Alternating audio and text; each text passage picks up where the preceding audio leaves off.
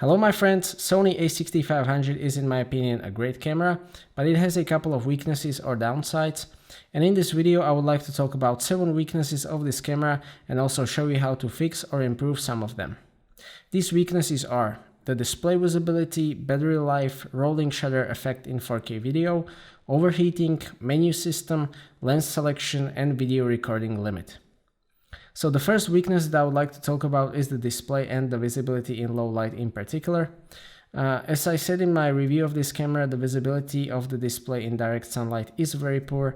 You can hardly see anything, and what I did to improve that was that I put a matte foil on the display, and this completely removes the glare and it works up to some point. But in strong direct sunlight you still can't see almost anything because the brightness of the display is very low. So if you need to use the camera outside a lot, you can either use a viewfinder if it suits your needs, or buy an external monitor like Small HD and mount it on the top of the camera. The second weakness that I would like to talk about is the battery.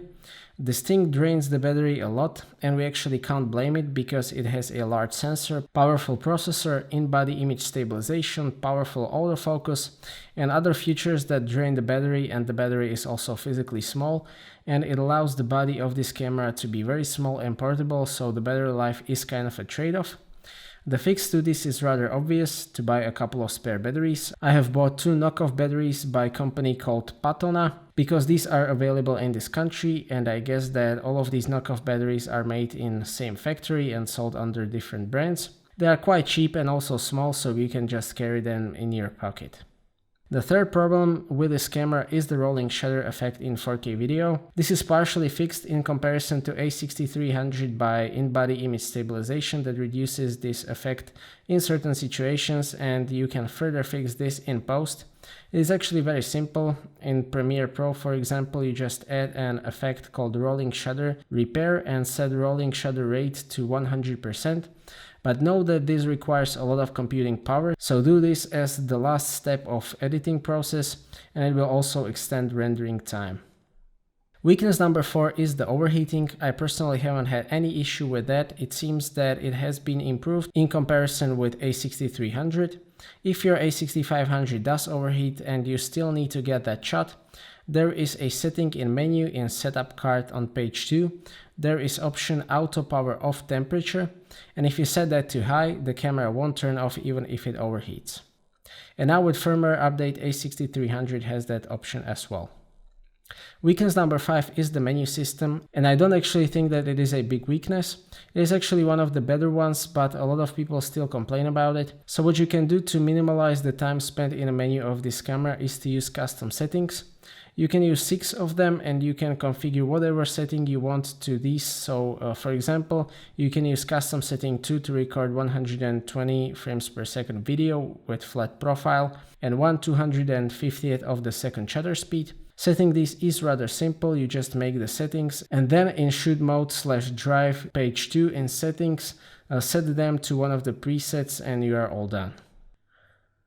Weakness number 6 is video record limit. This is also very easy to fix. You just need to download and install Open Memories Tweak app. I will link a link to that in the description. It is done by a simple graphic user interface. Just use supplied USB cable while doing it, and once the app is installed, you need to go to the menu of the camera, Application tab, Application list, and select Open Memories Tweak, and then in Video tab, select Disable Recording Limit. The last 7th weakness is actually not a weakness of this camera, but it is the lens selection. I talked more about this in my A6500 video review. There is a lot of lenses that I miss in the lineup, and the lenses that Sony offers are overpriced and their performance is nothing special. So my fix is using adapted lenses. I currently have Sigma MC-11 adapter, and I use it with Sigma 18-35 F1.8 Art lens, which is very sharp lens. I will make a review of this lens in a couple of days. And I will be trying more third-party lenses on this camera, the native Sigma Art series 19mm and 60mm f2.8 lenses, and then maybe Sigma 50-100mm art lens, Samyang or Rokinon 12mm lens, and then some Canon lenses. Alright, so this was my take on A6500's weaknesses and some fixes. I hope that you liked this video and that you have found it useful. If you did and you would like to see more videos like this, please consider subscribing. I appreciate your feedback in forms of thumbs up and thumbs down. If you would like to ask anything, please do so in the comment section, and see you next time.